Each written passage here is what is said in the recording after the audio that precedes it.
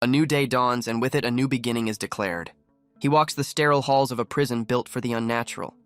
Inside a cell, a demon known as the Little Corpse Sprite pleads for her freedom. Meet Gu Qingfeng, an intern exorcist worried his face is too generic to be a protagonist. The demon's tears vanish, replaced by a potent, seductive aura. Gu Qingfeng is immediately caught in her spell, flustered and unable to speak. He fights the illusion, remembering the many guards who fell to this very creature. Finding his resolve, he dismisses her enchantment as a cheap, transparent trick. He turns his back on her, leaving the demon utterly stunned by his resistance. She watches him go, unable to believe her powers had failed so completely. A violet flame erupts as the demon changes her strategy. In a flash of light, her form shifts into something far more alluring. Her voice now a command, she orders the intern to set her free. The spell whispers promises of power through cultivation with a maiden. Gu Qingfeng desperately tries to ground himself in the reality of the prison. He tells himself to turn away, to not look back at the deadly illusion. But the temptation strikes him like a lightning bolt to the brain. The demon changes tactics again, from sweet seductress to stern punisher. And our boy's reaction is, well, it's not exactly fear. He rationalizes that a quick glance can't hurt, as long as the door stays shut. He reasons that with her low cultivation level, she can't possibly escape. With a tearful pep talk, he convinces himself he's making the right choice. He finally turns back as her voice sweetly calls out to her husband. The demoness poses for him, a perfect illusion asking if he finds her beautiful. And just like that, all professional conduct is thrown out the window. The sound of a key turning in a lock echoes through the prison hall. Gu Qingfeng opens the cell, unleashing the very monster he was meant to contain. Her seductive smile twists into a look of absolute, triumphant victory. The mask of the beautiful maiden falls away, revealing a truly sinister grin. Her true monstrous power is finally unleashed from its cage. The girl attacks the boy and sinks her teeth into his neck. With a demonic expression, she tries to bite him. In chibi style, she bites his shoulder while he looks confused. The boy falls under control with heart eyes, shocking the girl. The system announces a demon attack and activates his defense. The boy scratches his head, confused by the situation. He irritably asks about the strange sound disturbing him. The girl behind the bars reaches out toward him again. Both scream in panic as they see something terrifying. The boy runs away in fear, shouting about a ghost. She wastes no time, launching herself from the cell with deadly intent. Gu Qingfeng can only watch in horror as she closes the distance in an instant. A blur of violet energy, she barrels down the prison corridor. Her face is a mask of pure, unadulterated malice. She crashes into him, not with a kiss, but with the force of a battering ram.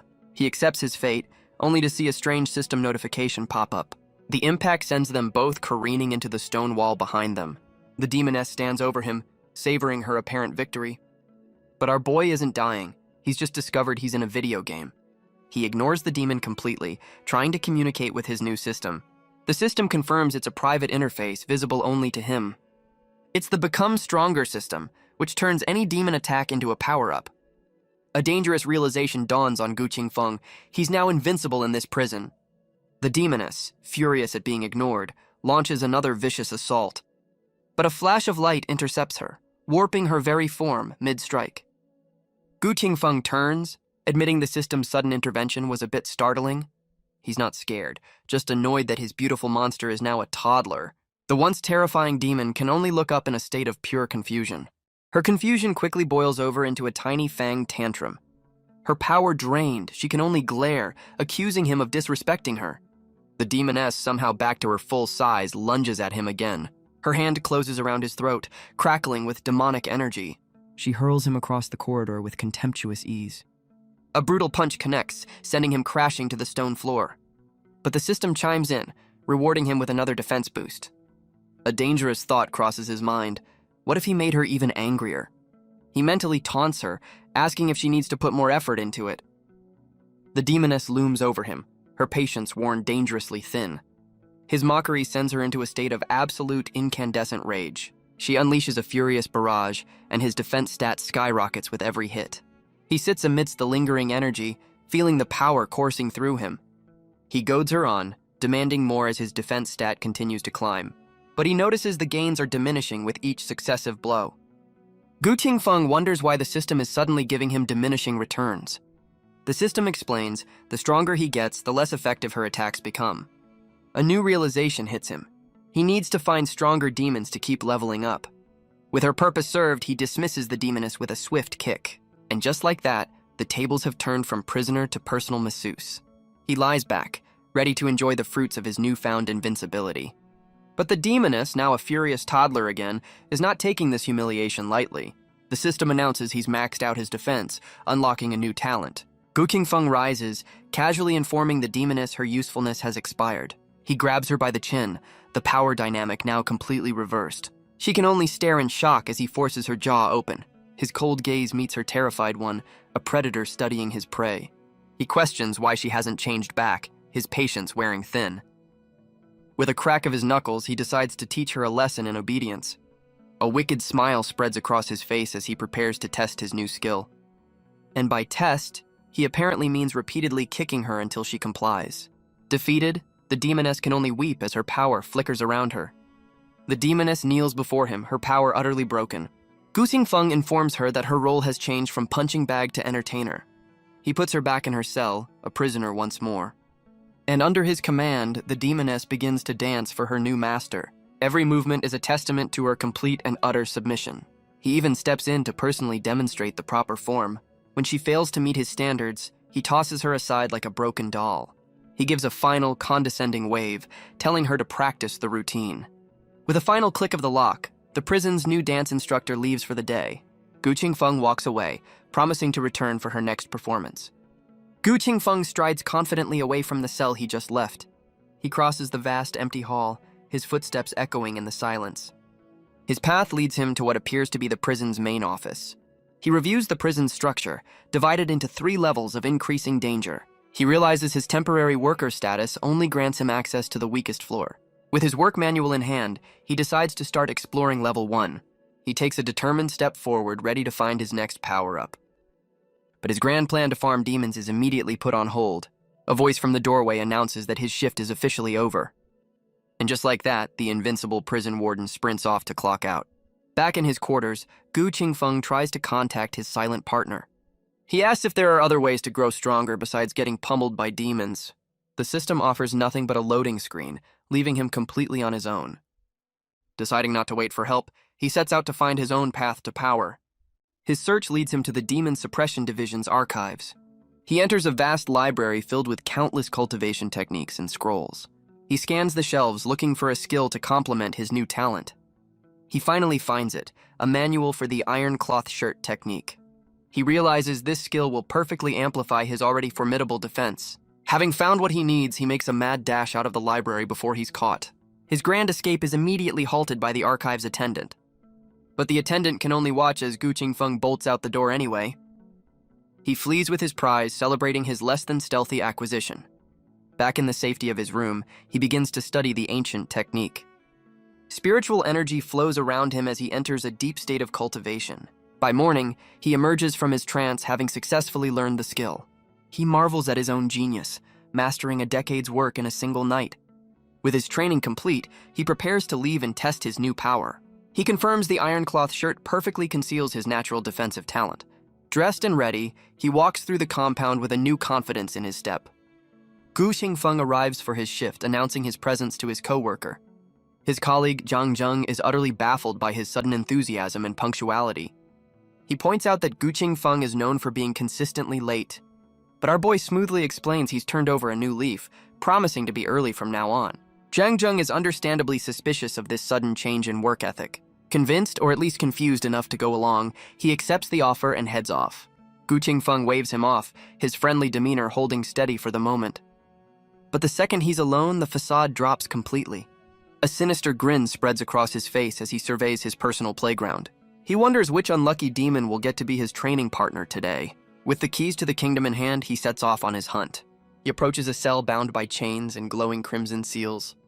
His expression is cold, a predator sizing up his next meal. Without hesitation, he reaches out to break the ancient wards. But something on the other side of the door is watching him back. The world dissolves, and he finds himself lying in a sun-drenched meadow.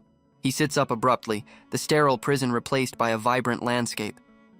He questions his surroundings, spotting 2 figures in the distance. One of the women turns, her movement an elegant, silent invitation. He's captivated by the warmth, a dangerous calm washing over him. He looks up at the sky, questioning the strange red sun hanging above him. But this is no sun. It's a colossal eye, slowly peeling open to gaze upon him. The eye's immense pressure bears down, shattering the peaceful illusion. The beautiful meadow melts away, revealing a grim landscape of skulls and death. Gu Qingfeng finds himself in a wasteland, surrounded by the demon's true power. From the darkness, a hulking, one-eyed monster takes its terrifying shape. The creature is immense, its shadow swallowing Gu Qingfeng as it raises a foot to crush him. He can only brace himself as the giant foot slams down with incredible force. The monster's single bloodshot eye watches the destruction with cold intent. Towering over him, the beast prepares another attack as Gu Qingfeng calls out its name. The system chimes in, rewarding him with a boost to his soul power. He snaps back to reality, recognizing the attack as a powerful illusion. A voice from within the cell commands its humble servant to open the door. Gu Qingfeng's expression is one of pure, unadulterated annoyance. The ancient seals on the door shatter and fall away. The talismans disintegrate, their protective magic completely nullified. He cracks the door open, the voice still echoing its command. A tiny winged eyeball emerges, ready to unleash its wrath, apparently. But Gu Qingfeng simply slams the heavy stone door shut again. The demon can only stare in disbelief, its grand escape cut comically short. Gu Qingfeng stares at the tiny creature, completely underwhelmed by its appearance. The demon flies up to his face, furiously demanding its servant release it. It tries to use its illusionary power again, but Gu Qingfeng remains unmoved. With a swift motion, he snatches the winged eyeball right out of the air.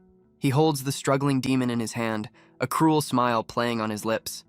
And with a casual poke, he demonstrates a complete lack of respect for personal space. The creature reels back in agony, shocked that a mere human broke its technique.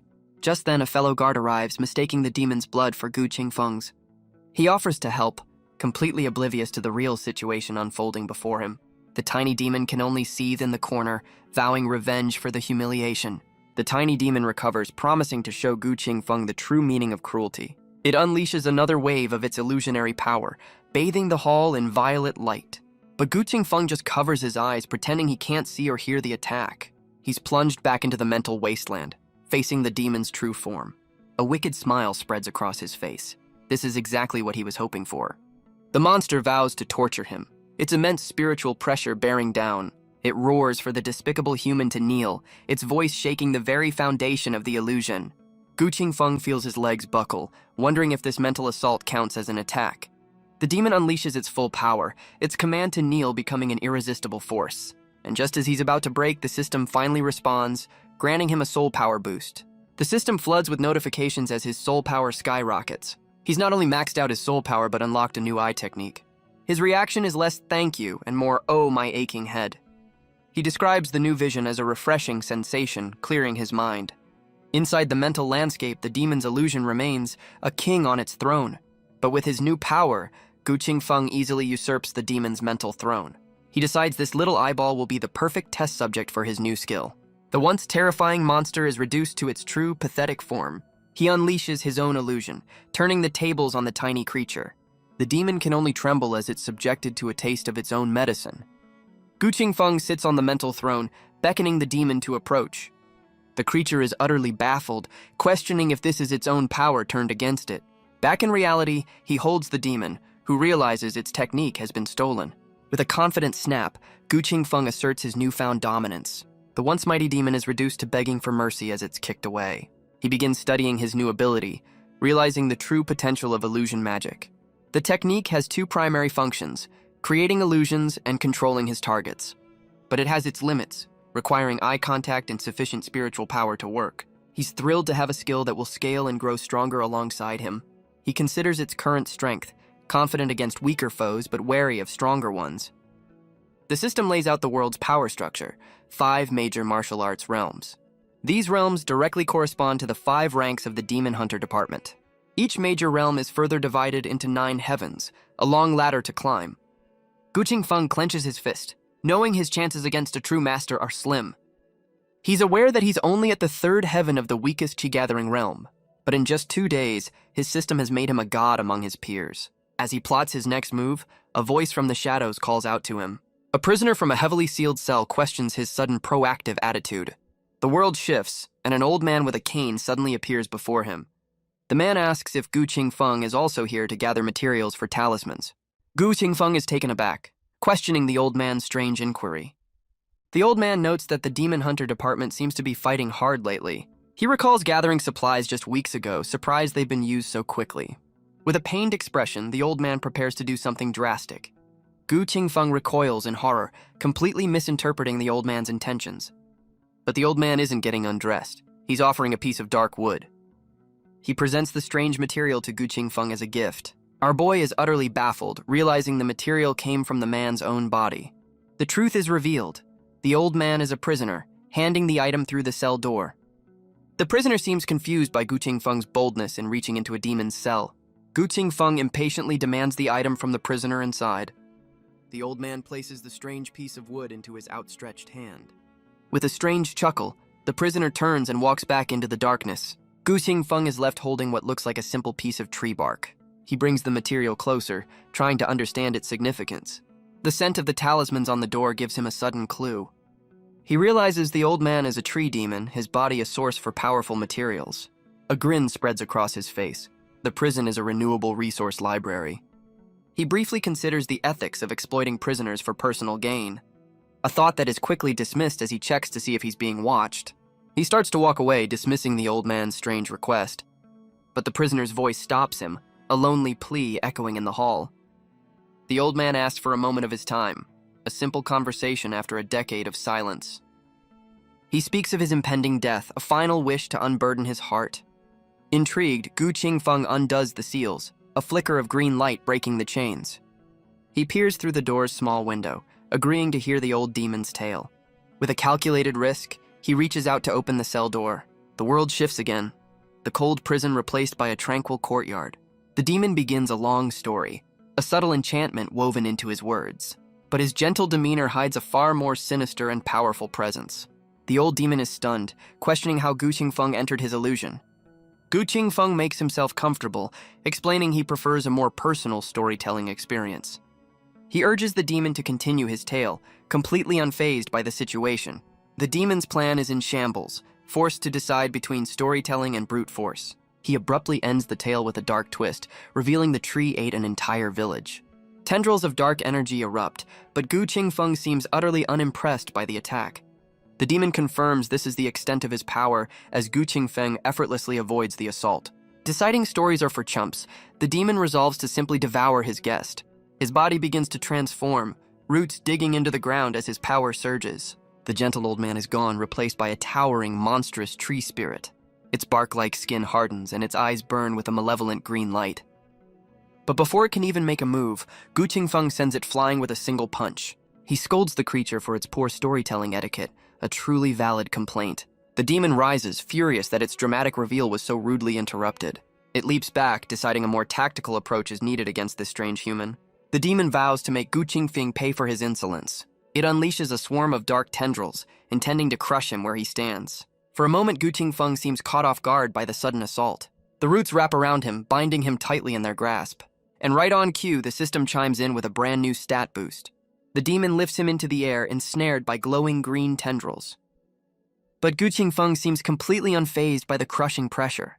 He even has the audacity to ask the demon to try a little harder. Enraged by his captive's mockery, the demon decides to end this foolishness. With a gesture, the roots tighten, wrapping him in a suffocating cocoon. The demon unleashes its full power, intending to crush him into dust. But the system rewards him for his troubles, unlocking a legendary strength talent. A surge of blue energy cracks the prison of roots from within. Gu Qingfeng shatters his bonds, now radiating an aura of immense physical power. The tree demon can only stare in disbelief as its prey becomes the predator. A cruel smile spreads across Gu Qingfeng's face as he basks in his new power. The tree demon scrambles backward, begging the intern to stay away from him. Gu Qingfeng cracks his knuckles, relishing the chance to return the favor. He lunges forward, ready to teach the demon a lesson in true fear. The scene shifts abruptly, the battle replaced by a strange vine-covered wall. And suddenly, the fearsome monster is now a personal masseuse for our boy. The demon's tendrils, once weapons of destruction, now work to soothe his master's muscles. The old man explains his origins, a simple tree corrupted by a buried magic weapon. Gu Qingfeng grabs his face, demanding to know more about this powerful artifact. Beaten and broken, the demon can only complement his master's sharp intellect. The demon explains that magic weapons are ranked in 4 tiers of power. He speaks of a legendary blade, the Wood King's sword, once a powerful Earth-level weapon, but over a century, the sword was damaged, its power fading to a lower rank. Gu Qingfeng correctly guesses the demon absorbed the sword's lost spiritual energy. He cuts off the demon's flattery, his massage session apparently over. Now dressed, he gets straight to the point, demanding the sword's location. The demon claims he hid it from the demon hunters in a place only he knows. Gu Qingfeng rises, his patience clearly wearing thin with the demon's games. He grabs the old man, demanding a straight answer, and the demon finally spills the details. With the location secured, Gu Qingfeng leaves, promising to return for his masseuse tomorrow. The defeated tree demon respectfully bids his new master farewell. Gu Qingfeng walks away, annoyed that his plans have been delayed until dawn. His thoughts drift back to his first student, the little corpse sprite.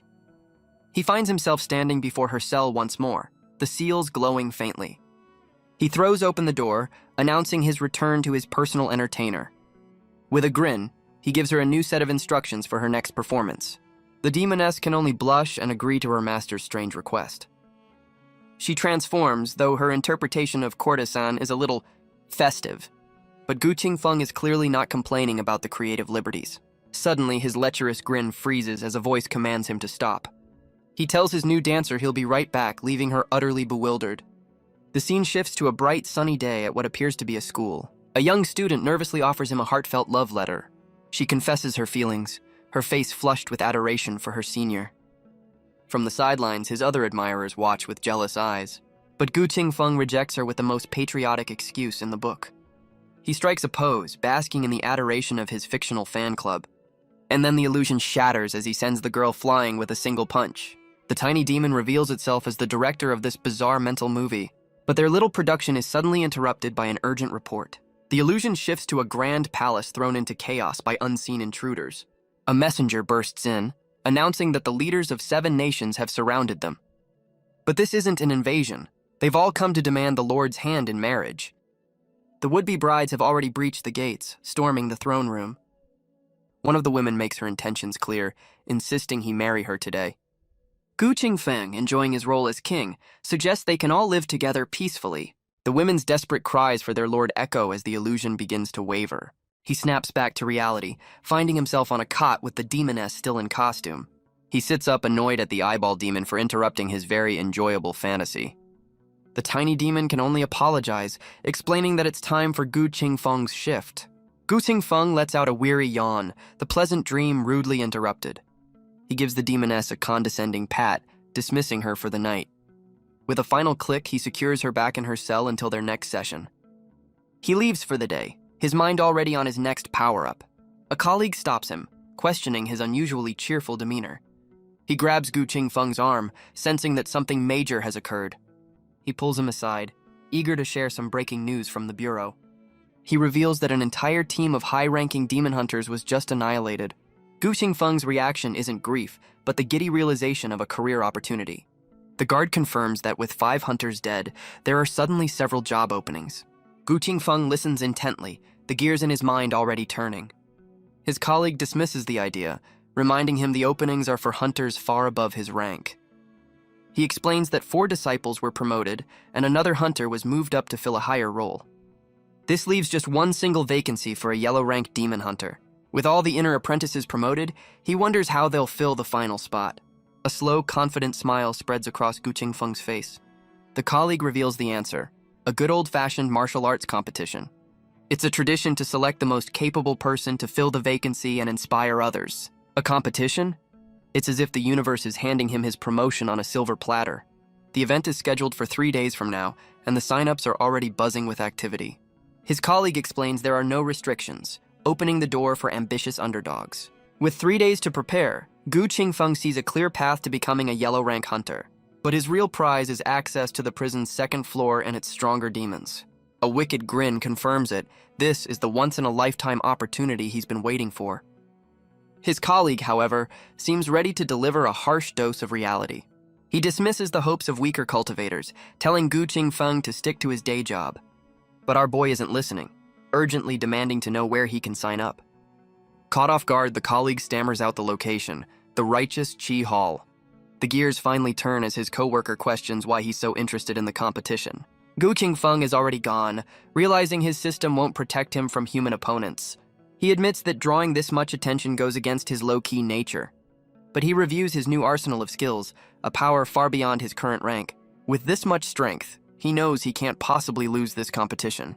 His coworker finally catches up, asking if he's seriously considering entering. Gu Qingfeng confirms his intentions with a chillingly confident smile. He dismisses the warnings, certain that victory will silence any and all doubters. The guard is left speechless, wondering when the lazy intern became so arrogant. He calls out, questioning if a demon has possessed his once timid friend. But Gu Qingfeng is already sprinting off, leaving his concerned coworker in the dust. The guard can only watch in awe, stunned by his friend's newfound speed. The guard gives up, realizing there's no stopping his friend's sudden ambition. He frantically consults a manual, determined to find a rule to talk him out of it. Gu Qingfeng arrives at the Righteous Qi Hall, the site of the competition's registration. He steps up to the registration table, immediately drawing whispers from the crowd. A smug-looking rival approaches another contestant, mocking him for even showing up. Gu Qingfeng waits his turn, his simple intern insignia setting him apart from the others. A young man named Ye Xuan announces his rank, 7th heaven of the Qi Gathering realm. The registrar questions his decision, surprised by his confidence at such a low level. The crowd erupts in mockery, calling him a foolish dreamer for overestimating his abilities. But Ye Xuan dismisses their taunts, arguing that true strength isn't just about cultivation level. Ye Xuan stands firm, calling out the crowd for their cowardice. The rival scoffs at his speech, but another contestant loudly voices his support. A lone supporter in the crowd gives an enthusiastic thumbs up. Inspired, the young man steps forward, praising Ye Xuan's admirable spirit. He admits he was too afraid to sign up due to his own low rank. But now, seeing Ye Xuan's bravery, he's decided to enter the competition too. The two underdogs stand together, ready to challenge the established order. He rallies behind Ye Xuan, speaking of a martial artist's duty to face any challenge. Ye Xuan adds that a life lived in fear is no life for a warrior at all. And just like that, his speech inspires a whole new wave of hopefuls. The young man approaches Ye Xuan, eager to form an alliance of underdogs. He grasps his hand, sealing their newfound partnership in a firm handshake. He believes that together, they can shock the competition and make a name for themselves.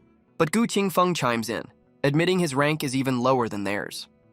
And just like that, Ye Xuan's face fills with a deep, profound sense of regret.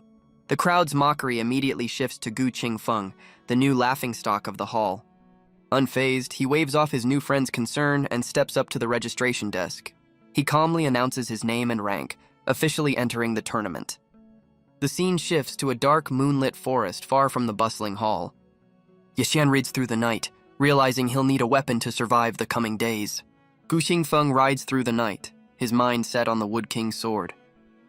But a sudden presence in the woods makes him pause.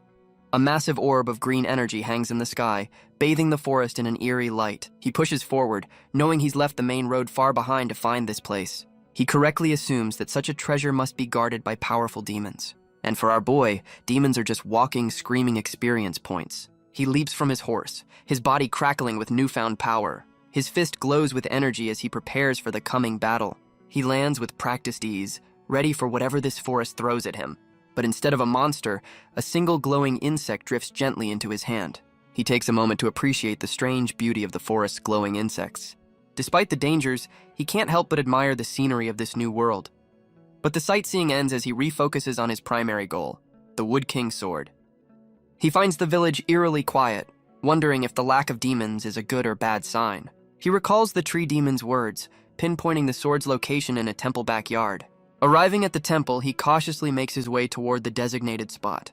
In the center of the yard stands a massive tree, exactly as described. He notes its size, casually predicting it's on the fast track to becoming a demon itself. With his prize in sight, he confidently announces he's here to claim the weapon. The ground cracks open, revealing the sword and a rather unexpected umbrella. With a shovel in hand, Gu Qingfeng announces it's time to get to work. He drives the shovel into the earth, beginning his excavation. He hums a cheerful tune, clearly enjoying his late-night treasure hunt. The shovel strikes something hard, a flash of light confirming his success. A greedy smile spreads across his face. He's finally hit the jackpot. He uncovers an ancient wooden box, practically glowing in the moonlight. With bated breath, he pries open the lid to reveal the contents within. But inside lies a simple, almost plain-looking wooden sword. His excitement plummets, wondering if the tree demon just pranked him with a toy. Disappointed but not defeated, he reaches down to claim the blade. He notes the sword's rough texture, deciding to test it out anyway. With a mighty swing, he brings the blade down on his trusty shovel. The wooden sword makes contact, a test of strength against simple steel, and the legendary weapon immediately shatters into a dozen pieces. Gu Qingfeng is horrified. The shovel won, and his epic sword is now firewood. He seethes with rage, promising the tree demon a very painful massage session. But as he glares at the hilt, he sees the broken pieces begin to reform. The fragments fall to the ground, sinking into the earth with an eerie glow. Suddenly, tendrils of green energy erupt from the soil where the pieces landed. Gu Qingfeng can only watch as the energy snakes toward the giant tree. A massive spiritual entity erupts from the tree, its form taking shape behind him. But Gu Qingfeng's focus is on the hilt, now pulsing with a vibrant green energy. The sword reforms in his hand, and he unleashes a powerful, if slightly unoriginal, attack cry. He swings the newly formed energy blade, cutting a brilliant blue arc through the air. The attack connects, tearing a massive gash in the ancient tree's trunk. A slow smile spreads across his face as he finally understands the sword's true power. He sits back in the dirt, processing the events of his very productive evening. He recalls the demon's instructions. The sword can only be bound by blood. Gu Qingfeng stares at his hand, realizing this legendary weapon isn't exactly plug and play. The scene shifts, showing him clumsily practicing with a pair of wooden swords. A sudden headache grips him, a sign that something is terribly wrong. On the ground, the wooden sword begins to sprout small glowing tendrils. Before he can react, the tendrils shoot out, wrapping around his body. The vines tighten, glowing with a strange energy as they dig into his skin. His life force is pulled from his body, feeding the spectral blade above him. The sword pulses with a malevolent red light, growing stronger with every beat. He's learning a critical lesson the hard way. The user manual is not optional. The weapon's true. Parasitic nature is revealed in the darkness. He feels his power being drained, the sword's hunger seemingly endless. But Gu Qingfeng fights back, unleashing his own power to tame the ravenous blade. The spectral blade retracts its draining tendrils at his command. He lands firmly on the ground, the weapon now solid in his grasp. The backlash hits him, the sword's wicked power coursing through his veins. He realizes a weapon this strong normally requires a master of a much higher realm. But his unique constitution allows him to bypass the rules, feeding the sword his own energy. Without his system, he would have been nothing more than a dried-up husk. The system confirms the sword's identity, a degraded Earth-rank weapon with regenerative powers. He grips the hilt, realizing the tree demon was telling the truth after all. He decides to reward the demon for its honesty in his own special way. After all, a living battery is far too valuable to just let go. Meanwhile, Ye Xuan, the underdog from the registration hall, is caught in a sudden storm. He takes shelter in an abandoned temple, discovering a headless, broken statue within. An unseen force sends him stumbling deeper into the dilapidated sanctuary. He recalls the lore. The mountain god statue is a powerful ward against evil. But its destruction is a dire omen, signaling the arrival of a great calamity. Deciding to wait out the storm, he starts a fire, hoping his detour won't be a total loss. He pulls out a dry pancake for dinner, his expression less than thrilled with the rations. After one bite, he tosses the awful meal aside, his standards clearly unshaken by the apocalypse. Just then, two figures approach the temple, their footsteps splashing in the rain. The sound puts him on high alert, wondering if the demons have already come knocking. The newcomers decide this temple is the perfect place to wait out the storm. Rain continues to lash against the crumbling walls of the sanctuary. A veiled woman and her entourage step out of the downpour seeking refuge. Yishuan turns, his expression cautious as he studies the unexpected guests. He breathes a quiet sigh of relief. At least they're human, not demons. The group approaches his small fire, their presence filling the ruined hall. Her large, bald-headed guard addresses the woman, noting the severity of the storm. But his eyes are drawn to the insignia on Yeshuan's chest, the mark of a demon hunter. The woman agrees to stay, instructing her men to secure the area while she rests. Her loyal attendants take up their positions, standing guard against the stormy night. Yishan sits by the fire, unimpressed by the guard's intimidating posture. Outside, the rest of the entourage stands watch in the pouring rain. They remain vigilant as lightning cracks across the stormy sky. The veiled woman approaches a young man, inquiring about his well-being. The young master returns the pleasantries, his smile hiding a condescending air. The bald guard tosses a silver ingot onto the temple floor. He tells Yishuan to take the money and find shelter elsewhere. But Yishuan defiantly bites into his stale pancake, refusing to be bought off so easily. He declares their offer insufficient, and the young master challenges him to name his price. With a steely gaze, Ye Xuan demands a hefty sum of 24 tiles. The bald guard's aura flares, warning Ye Xuan not to push his luck. Ye Xuan realizes he's picked a fight with someone far out of his league, but the veiled woman intervenes, stating they can't simply kick him out. She apologizes for her companion's behavior, her gentle words diffusing the tension. The young master, however, still tries to haggle the price down. The woman sits with Ye Xuan, reminding him of the real dangers lurking in the storm. Her kindness prevails, and her entourage offers a formal apology for their actions. Ye Xuan quietly eats his pancake, regretting his brief career as a high-stakes negotiator. But outside, a flash of lightning reveals a blade dripping with fresh blood. One of the guards lies dead on the temple steps, the storm's first victim. The veiled woman offers him a piece of chicken, a simple gesture of peace.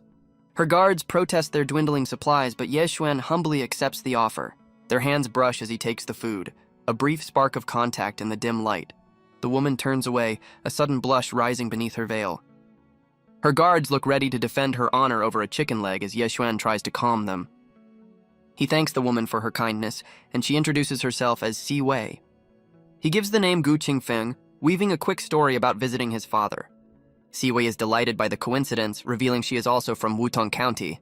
She asks him to share stories of the region, and the two begin to talk by the fire. But from the shadows, the bald guard watches their exchange with cold suspicion. The bald guard suddenly raises a hand, demanding absolute silence from the group. He orders the others to protect Si Wei as he heads outside to investigate the disturbance. With a final command, he leaves the others to stand guard inside the temple.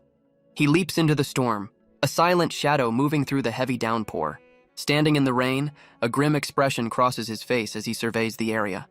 He discovers the bodies of his men, cut down in the courtyard without a sound. He realizes they were killed instantly, the storm masking their final moments. His gaze snaps upward, sensing an unseen presence watching from the rooftops. A sinister figure appears, taunting the guard for finally noticing his arrival. The assassin looks down from his perch, ready to face the old ghost king. The assassin descends in a torrent of red energy, mocking the guard's choice of route. He lands with a predatory crouch, his wicked smile promising a swift and brutal end. The bald guard's eyes widen in recognition. He's facing the blood demon sect's Whitebone Elder. The elder confirms his identity, offering to spare the guard's life in exchange for the girl. But the guard draws his blade, its purple aura flaring as he vows to protect his mistress. Inside, the group hears his defiant shout, Si Wei watching with growing dread. Ye Xuan stands, the name Whitebone Elder echoing in his mind as the situation escalates. The young master demands answers, and Si Wei explains they're facing a cult of demon worshippers. He elaborates that the sect's members are twisted beings, and this elder is a powerful expert. Si Wei covers her mouth in horror, realizing the true, gruesome nature of their new enemy. The revelation sends Si Wei stumbling backward in a panic. Her eyes are wide with fear, the weight of the danger finally sinking in. But Ye Xuan moves quickly, catching her before she falls. Flustered, she thanks him, her composure shaken by the sudden proximity. She wonders aloud why the sect would target her, connecting it to her father. The young master explains that her father's recent victory has made her a target for revenge. Ye Xuan realizes he's stumbled into a high-stakes political kidnapping plot. So much for a quiet night. He approaches the young master, asking if they're facing humans or actual demons. He claims that fighting demons is his expertise, and he needs to confirm the enemy's nature. He then formally introduces himself with his alias, Gu Qingfeng of the Demon Suppression Bureau. Si Wei's eyes light up with hope, asking if his bureau training gives him an edge. But her attendants can only laugh at the absurd suggestion. The young master dismisses him as a low-level hunter, completely out of his depth. Si Wei's hope fades, now urging him to stay back and let her guards protect him. But Ye Xuan presses on, needing to know if their foe is human or demon. The young master reveals the grim truth. They are twisted half-breeds, part human, part demon. Ye Xuan internally consults his own system, a secret weapon he's kept hidden. But the system delivers bad news. It only works against pure demons, not hybrids. His face falls. If the guards lose, his ace in the hole is completely useless. And just like that, the fight outside is over, with the bald guard defeated on the ground. The bald guard's sword clatters to the floor as the Whitebone Elder steps inside. The Elder summons a monstrous figure, questioning if it's a zombie or a sprite demon. He reveals his army of the undead, skeletal warriors animated by his dark power. One of Si Wei's remaining guards grips his sword, preparing for the inevitable fight. Her two attendants leap forward, ready to defend their mistress from the coming horde. They stand back to back, a final line of defense against a sea of skeletal monsters. The young master panics, but the guards know a simple barrier won't be enough. One of the guards silences him, his expression grim and resolved. No time for cowardice now. He ignites his own life force, preparing to unleash a final, desperate technique. A torrent of blue energy erupts from his body, a self-sacrificial blast to hold back the tide. The skeletal horde surges forward, an unstoppable tide of dark energy. But the young master sits calmly, gathering his power in a vortex of golden flame. Meanwhile, Ye Xuan holds his own, confident he can handle these lesser minions. Suddenly, a hulking, bronze-armored demon materializes right behind Si Wei. Its shadowy claws lash out, a silent and deadly strike aimed at the unsuspecting girl. But the young master's barrier springs to life, stopping the attack just in time. He staggers to his feet, wounded but successful in protecting his charge. His sword is shattered, a testament to the demon's unexpected strength. Still, he smiles through the pain, his duty to protect Si Wei fulfilled. Outside the barrier, the other guard is completely overwhelmed by the skeletal army. Outside, the Whitebone Elder's crimson power overwhelms the guard's defenses. The loyal protector is sent flying back, completely overpowered by the initial assault. The Elder lands gracefully, taunting the guard for his futile resistance. Another clash of steel sends the guard's sword spinning through the air. The Elder welcomes him to the true battlefield, a place of certain death. The bald guard's blade clatters uselessly onto the rain-soaked ground. With his opponent disarmed, the Elder declares that no one will escape. But the guard isn't finished, his body beginning to surge with a hidden power. He unleashes his true strength, his muscles bulging as he prepares for one last stand. The Elder just smirks, questioning if this lone guard truly wishes to die. The guard unleashes a final, desperate punch, his fist glowing with violet power. But the Whitebone Elder stops the attack with a single hand, completely unimpressed. He counters with a blast of crimson energy, sending the guard flying. The loyal protector crashes against the temple wall, his last stand brutally cut short. The Elder realizes the guard used a forbidden art, turning himself into a silver-armored demon. He praises the power of the undead, creatures that only need blood to survive. Inside, Si Wei and Ye Xuan watch in horror, realizing the guard's terrible sacrifice. The Elder turns his attention to the temple as the guard urges his mistress to flee. He stands before them, a shadowy figure of death, telling them to run while they can. But Ye Xuan has an idea, wondering if his system considers these zombies to be demons. Ye Xuan steps forward, declaring it's time to reveal his true righteous power. Si Wei is utterly baffled by his sudden and cryptic announcement. He clarifies that for the price of a chicken leg, he'll handle the Elder for her. The young master scoffs, telling Si Wei to ignore the ravings of a terrified madman. Ye Xuan calmly tells the other guard to step aside, preparing to take center stage. A golden aura begins to envelop him, as he channels his hidden strength. Si Wei cries out in alarm as he walks directly into the path of the undead horde. The skeletal demons immediately swarm him, a tide of purple malice and bone. Suddenly, a golden sword descends from above, striking the temple floor with force. Si Wei can only watch in horror, certain she's just witnessed his final moments. The young master watches on, believing Gu Qingfeng is making a noble sacrifice for their escape. But in reality, our boy is just farming defense points from the endless demon horde. The swirling mass of demons drifts toward the door, as the others wonder if he's still alive. Inside the vortex, the skeletal warriors unleash a relentless, chaotic assault. And right on cue, the system announces a major defensive skill evolution: Adamantine Body. The young master can only stare in disbelief, realizing Gu Qingfeng somehow survived. Outside, the Whitebone Elder is caught completely off guard as the demonic swarm vanishes. A brilliant flash of blue energy erupts from Gu Qingfeng, vaporizing the remaining minions. He stands revealed in the rain, facing down the Elder without a single scratch on him. Gu Qingfeng offers a confident smirk, clearly unimpressed and ready for the real fight. The Whitebone Elder's shock gives way to a twisted, predatory grin. He unleashes his ultimate attack, the Bone Evil Fire, mocking the boy for his foolish pride. He boasts that this soul-corrupting flame was forged from countless lives over decades. But a calm voice cuts through the roar, commenting on how pleasantly warm it is. The Elder recoils, sending another blast of his cursed fire toward the unbothered hunter. And the system, ever the opportunist, rewards him with a brand new fire mastery skill. Gu Qingfeng stands wreathed in flames he now commands, asking if that's all the Elder has. The villain can only shriek in disbelief, his ultimate technique rendered completely useless. He realizes with dawning horror that he can no longer sense his own power. With his fire now in Gu Qingfeng's hand, the Elder makes a final, desperate bid to kill him. The Elder screams in protest, demanding the return of the power he spent decades creating. Gu Qingfeng agrees to give it back, stomping his foot to launch the counterattack. He unleashes the stolen fire, sending a torrent of crimson energy after the fleeing villain. The Elder can only watch in horror as his own ultimate technique bears down on him. His face contorts in a mask of pure terror, realizing his fate is sealed.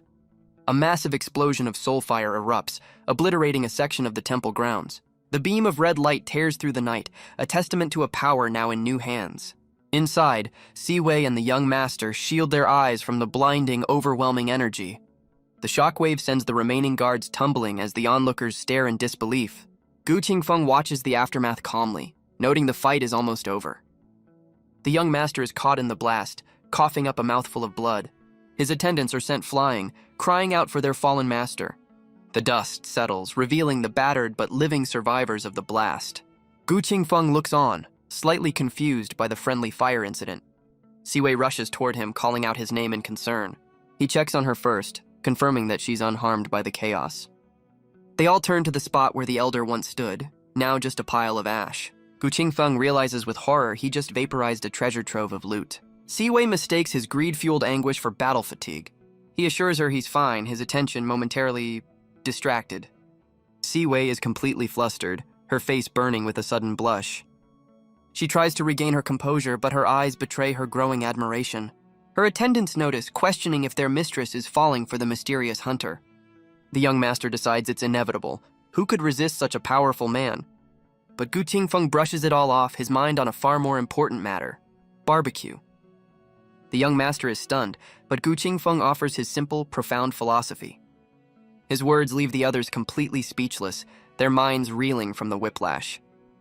They stand together in the ruined temple, the battle over and the storm now past. True to his word, he moves to restart the fire, ready to finish his meal. But the bald guard stops him, offering a deep bow of gratitude and respect. The guard insists on thanking him, but Gu Qingfeng simply says it was his duty. Besides, he adds with a smirk, her delicious barbecue was payment enough. The guard formally introduces himself as the steward for the new magistrate of Wutong County. This revelation seems to catch both Siwei and the young master completely by surprise. Determined to offer a proper reward, the steward reaches into his robes. He presents a golden token, the official seal of the county magistrate himself. He explains that this token will grant Gu Qingfeng significant influence within the county.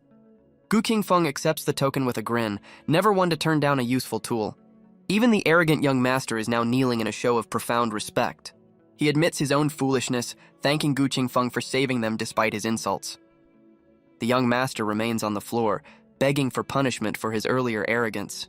Gu Qingfeng agrees with a cold smile, confirming that a punishment is indeed in order. Siwei looks on with concern, calling out to the young master who saved her. Her eyes widen in alarm, fearing what kind of retribution he has in mind. But the bald guard holds her back, warning her not to offend such a powerful figure.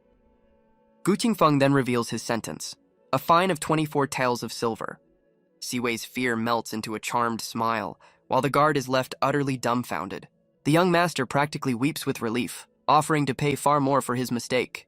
Gu Qingfeng's heroic facade cracks, revealing the greedy opportunist underneath. The bald guard scolds the young master, telling him to be grateful for such a merciful judgment. The young master argues that it would be an insult for such a hero to pay for anything. He continues his dramatic apology, thanking Gu Qingfeng for his profound mercy. Gu Qingfeng looks on, unimpressed, as the young master begs him to accept the gold. The young master presents the ingot with both hands, still kneeling in reverence. Gu Qingfeng stands over him, the very picture of a calm and forgiving master. But internally, he's calculating the lost profits, wondering why the guard stopped the payment. The bald guard is left sweating, completely baffled by his new master's priorities. Gu Qingfeng tells the young master to rise, putting an end to the awkward affair. The others can only praise his noble character, completely misreading the situation. The scene shifts to the Wutong County government office, covered in cobwebs and shadows. With the battle won, the group finally enjoys their barbecue around the campfire. As the night settles in, Gu Qingfeng takes a moment to himself, lost in thought. He reflects on how quickly their attitudes changed once he revealed his true power. The system chimes in, officially cataloging the new skills he earned in the fight. He now possesses an unbreakable defense and the ability to control any flame. With a smirk, he summons the crimson fire he stole from the Whitebone Elder. All in all, it was a very profitable night of demon slaying and skill farming. The scene shifts to the next day in a clean but slightly damaged courtyard. A hand reaches down to pick up a cloth-wrapped bundle from the stone path. Gu Qingfeng looks up, his attention suddenly caught by an unseen person. Siwei approaches him, asking if he will accompany her back to Wutong County. Her gaze is filled with a hopeful, almost shy anticipation. She offers a gentle smile, her beauty framed by a shower of blossoms. And for a moment, even Gu Qingfeng is completely captivated by the sight. She calls out his name, snapping him out of his brief, starstruck trance. He quickly regains his composure, formally accepting her gracious invitation. Siwei is overjoyed, asking him to look after her on their journey. 2 days later, their party finally arrives at the gates of Wutong County. Gu Qingfeng rides alongside the entourage, his unexpected detour now complete. He bids Siwei farewell, explaining he must rush back to his duties at the bureau. From her carriage, Siwei wishes him a safe journey, her face flushed with admiration. She watches him ride away, a lone figure disappearing into the streets of the county. Her steward reassures her that they'll have plenty of opportunities to see him again. With a happy blush, she instructs her men to head for her father's mansion. The scene shifts to the martial arts arena, where the competition is about to begin. A crowd of hopefuls has gathered, including a confident warrior with an eye patch. From the sidelines, a group of seasoned fighters eyes the contestants with disdain. The gong sounds, announcing the first match, Ye Xuan versus a ninth heaven expert. The two fighters take their positions in the center of the massive arena. And with a sharp clash of blades, the tournament officially begins. The crowd mocks Ye Xuan, certain his arrogance will lead to a quick defeat. His opponent scoffs at Ye Xuan's earlier claims that cultivation level doesn't matter. The higher-ranked fighter moves in for what he believes is the finishing blow. The spectators eagerly await the moment the underdog is forced to beg for mercy. But in a stunning reversal, it's the ninth heaven expert who's on the ground. Ye Xuan stands victorious, his golden aura proving his strength was no mere boast. Elsewhere in the arena, Gu Qingfeng ends his own match with a single decisive blow. He casually dismisses his opponent, who barely lasted 3 moves against him. He tells the defeated fighter to come back in a few years for a proper challenge. Gu Qingfeng helps the dazed man to his feet, his victory almost an afterthought. The young man from the registration hall grabs his arm, full of concern. The gong sounds, announcing Gu Qingfeng's next match against a ninth heaven expert. His new friend tries to talk him out of it, but Gu Qingfeng won't back down from his word. He walks toward the arena, his expression calm and unwavering. The crowd erupts in laughter, mocking the third heaven fool for his arrogance. The young man is filled with regret, believing he's led his new friend to ruin. He can only watch on, his face a mask of guilt and worry. Elsewhere, a guard stops a woman from interfering, reminding her of the arena's strict rules. His opponent, Lin Xiao, sees him as nothing more than a free win. He smirks, certain that this fight is already over before it's even begun. But Gu Qingfeng calmly corrects him, stating the match hasn't even started. Lin Xiao offers him a chance, telling him to draw his weapon and make his move. He questions why Gu Qingfeng is standing there completely empty-handed. But our boy confidently replies that he doesn't need a sword to deal with him. Lin Xiao insists, claiming he doesn't bully the unarmed and wants a fair fight. He makes an arrogant offer. If Gu Qingfeng can make him move, he'll concede defeat. Gu Qingfeng finally draws his blade, warning that arrogance is a dangerous flaw. He holds the Wood King's sword, reminding Lin Xiao that he's the one who set these terms. Lin Xiao's confidence shatters as he recognizes the legendary weapon in his hands. Gu Qingfeng proudly presents the Wood King's sword, inviting his foe to take a closer look. The crowd erupts in laughter, calling him a madman for bringing a toy to a sword fight. Lin Xiao accuses him of trying to humiliate him with a cheap distraction. But Gu Qingfeng just smirks, asking if he'll complain about losing to a mysterious weapon. Lin Xiao is left completely speechless, his confidence now visibly shaken. Gu Qingfeng sarcastically praises his opponent's sportsmanship before taking his stance. He then lunges forward, a streak of blue energy cutting through the air. The attack crosses the entire arena in the blink of an eye. Gu Qingfeng closes the distance, his simple wooden blade aimed at his opponent's heart. The sword stops just short, drawing a single drop of blood from Lin Xiao's chest. Still unimpressed, Lin Xiao demands an end to these childish games. But just as before, the tip of the wooden sword simply snaps off. Gu Qingfeng watches with a completely unimpressed expression. Lin Xiao stares at his hand, now bleeding from an unseen force. He looks down at the broken tip, utterly baffled by what just happened. He turns, the horrifying truth of the weapon finally dawning on him. A massive spiritual tree erupts from the ground, its energy crackling around him. He realizes his mistake. He's the clown who underestimated a legendary weapon. The tendrils lash out, and his offer to stand still comes back to haunt him. He's completely ensnared, trapped within the sword's wooden prison. The vines tighten their grip, crushing the arrogant fighter into submission. Gu Qingfeng calmly tells his ensnared opponent that it's time to surrender. But Lin Xiao seethes with rage, calling the victory cheap and unskilled. Gu Qingfeng reminds him that he was the one who insisted on a weapon duel. The trapped fighter argues that no one could have known it was a legendary blade. Our boy points out he literally announced the sword's name and rank beforehand. Still refusing to accept defeat, Lin Xiao demands a rematch without weapons. Gu Qingfeng turns to the judges, asking them to clarify the official rules. The eye-patch-wearing supervisor laughs, clearly enjoying the young man's audacity. Her stern companion confirms it. There is no rule against using spiritual weapons. And with the strike of a gong, the sore loser's fate is sealed. Gu Qingfeng wins. The vines retract, leaving the once arrogant fighter defeated in the arena. With his point proven, Gu Qingfeng turns to leave without a second glance. But the sore loser scrambles to his feet, demanding a rematch. Gu Qingfeng just smirks, clearly done entertaining this particular clown. A senior official orders Lin Xiao to accept his defeat and step down. Gu Qingfeng gives a cheerful wave, happy to see the official ruling. But as he walks away, the official calls out, asking him to wait. Gu Qingfeng turns, immediately asking if the man wants to buy his sword. The official agrees, offering 1,000 taels of gold for the powerful weapon. Gu Qingfeng feigns offense, declaring his family heirloom isn't for sale. The official's eyes narrow, his polite facade dropping for just a moment. He turns to leave, the negotiation seemingly over for now. But a familiar voice calls out his name, He Fenghua. It's the eye-patch-wearing supervisor, waving him over with a friendly smile. She reminds him that attacking a colleague over a weapon is strictly forbidden. He Fenghua agrees, claiming a gentleman wouldn't stoop to such tactics. The supervisor then wishes Gu Qingfeng luck, and he thanks her for the intervention.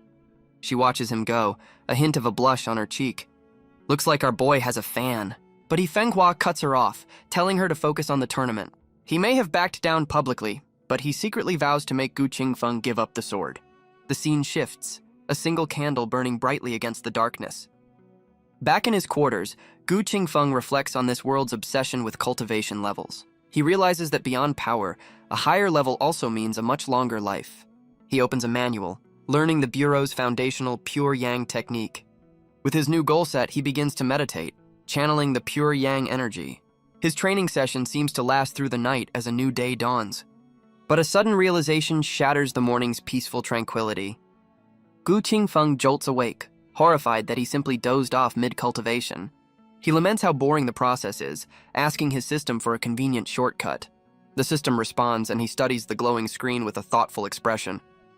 He questions the system's choices, wondering if it's trying to turn him into a brute. The system delivers some bad news. It can't directly increase his cultivation level. He argues back, pointing out his current cultivation level in frustration. But the system clarifies that his current realm is just a tutorial level. He desperately asks for a loophole, but the system is a stickler for the rules. The system's response is a firm and surprisingly physical rejection. He realizes that with his natural talent, this is going to take a very long time. With no easy way out, he decides to head back to the tournament. He makes his way through the massive crowd gathered for the next round. He's taken aback by the sheer number of spectators and competitors. A familiar face from the registration hall calls out his name in the crowd. The young man then loudly announces his arrival, turning every head in the vicinity. In an instant, Gu Qingfeng is completely swarmed by a mob of curious fighters. Word has clearly spread. They all know him as the wielder of the legendary sword. They praise the weapon's mysterious aura, their awe growing with every word. He's trapped in a sea of feet, his personal space now a distant memory. The crowd grows bolder, reaching for the sword and begging for a closer look. Offers to buy the weapon fly through the air, turning the arena into a chaotic auction. An official finally intervenes, forcefully clearing a path through the overzealous fans. With the chaos settled, Gu Qingfeng is told it's time for his next match. Gu Qingfeng makes his way to the arena, an official trailing behind him. His opponent, a shirtless fighter, eyes the legendary weapon with a mix of awe and arrogance. He decides his only chance is to strike before the sword can be used. With a burst of speed, he lunges forward, his blade glowing with power. But his attack is stopped cold by a massive wooden shield that erupts from the ground. The fighter is stunned, unable to comprehend the shield's impossible strength. The sheer force of the block sends him flying backward across the arena. He lands, his surprise attack completely thwarted by the sword's defensive power. The shield reforms around Gu Qingfeng, leaving his opponent to wonder how to fight a walking fortress. Gu Tingfeng stands calmly within his new wooden armor, looking utterly untouchable. The shirtless fighter hacks away at the wooden armor, his blades clanging uselessly against the tendrils. He can only watch in shock as a tendril snakes around his sword, locking it in place. The weapon is then ripped from his hand with contemptuous ease. He's thrown to the ground, his brief and very loud career in the tournament now over.